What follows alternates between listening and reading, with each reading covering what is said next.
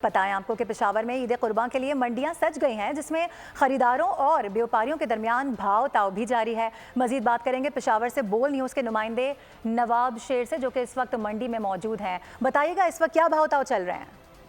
जी बिल्कुल, पेशावर में ईद कुर्बान के लिए मंडियां लग चुकी है और इस वक्त व्यापारियों और ख़रीदारों के दरमियान जो है वो भाव जारी है। ख़रीदार और व्यापारियों से बात करेंगे। जी बताइए, कितने का ये बेच रहे और आप कितने का ले रहे हैं इससे? ये 4,80,000 का बेच रहे, हमने इसको 4,50,000 दिए।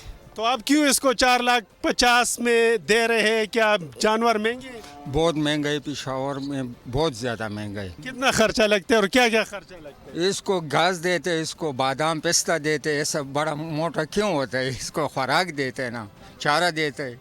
तो अब ये देखो, ये इसको बादाम दे रहे और चारा भी दे रहे और कह रहे महंगाई भी बहुत है, तो आप क्यों नहीं? ये बादाम वगैरह का खर्चा हमसे तो ना निकाले ना, हम तो कहते हैं जायज़ पैसे दे रहे हैं, ये भी कुर्बानी के लिए लाए हैं, तो हमने भी अल्लाह की रज़ा के लिए कुर्बान करना है, तो जायज़ पैसे दे रहे हैं। इतना इसका मेरा फ़र्क ही नहीं है। मैं कहता हूँ 4,50,000 रुपये ले लो तो बात ख़त्म हो जाएगी। व्यापारियों का भी यही कहना है कि महंगाई के बायस जो है वो उनके जानवर काफ़ी महंगे हो चुके हैं, क्योंकि चारा और दीगर जो खर्चा है उन पर बहुत ज़्यादा आता है, तो यही वजह है कि जानवर काफ़ी महंगे हैं। जी ठीक है, अपडेट कर रहे थे आप, बेहद शुक्रिया आपका।